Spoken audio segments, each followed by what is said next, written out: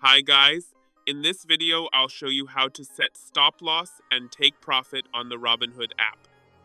There's no option to set both at the same time, but you can easily do it manually. First, open the Robinhood app, go to the search bar, select your crypto or stock, and tap Trade. Choose Sell, then tap the order type option and select Stop Order under Conditional Orders. This is your stop loss. Enter your stop price, set the time in force, review the details, choose the number of shares, and swipe up to confirm. Once your stop loss is set, you can add a take profit order.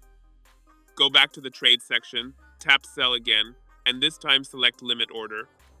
This acts as your take profit. Enter your limit price, set the time in force, select the number of shares, review all the details, and swipe up to submit. That's it. This is the simple way to manually set stop loss and take profit on Robinhood.